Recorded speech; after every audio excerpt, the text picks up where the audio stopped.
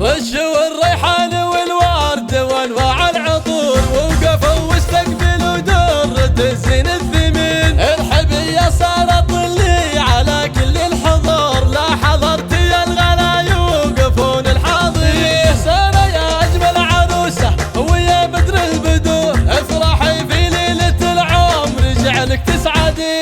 ألف مبروك يا الأميرة عسى أيامك سرور، والله يهنيك يا سارة وأيامك سنين. فيك كل الزين والحسن والطبع الوقور، فارقة يا بنت أبوها ولا يسواك زين. بنت شيخ طيب ما لحق طيبه قصر، متعب اللي لا عطا ما يجيب إلا السمين. فيك تفرح أمك الغالية أخت الصقور، أم تركي الأصيلة وفرحتها تزين. واعتزي بأخوك عبد الله الفذ الجسور، راعي الوقفات والقاسي في يده يلين. لك خواتم بالحلا ماخذات وصف حور، الله اللي بالذهن والعذارى يشهدين. وامدح العمال واكتب لهم جزل السطور، الرجال اللي بوقت الصعايب صاملين. والختام الله يديم الفرح طول الدهور، والسعادة قسمكم كل وقت وكل حين. رشوا الريحان والورد وانواع العطور، ووقفوا واستقبلوا درة الزين الثمين. الحبية صارت طلي على كل الحضور، لا حضرت يا الغلا يوقفون الحاضرين. سارة يا أجمل عروسة ويا بدر البدور، افرحي في ليلة العمر جعلك تسعدي.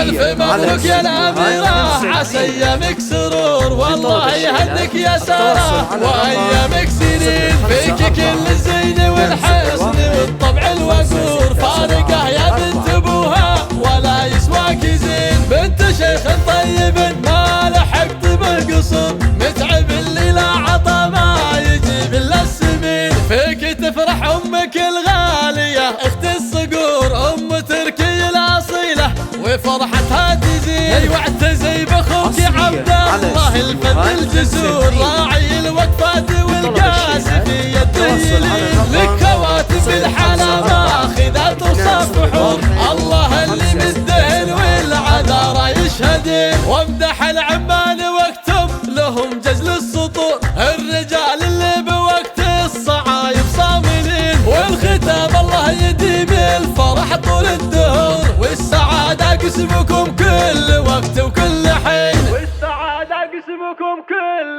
وقت وكل حين.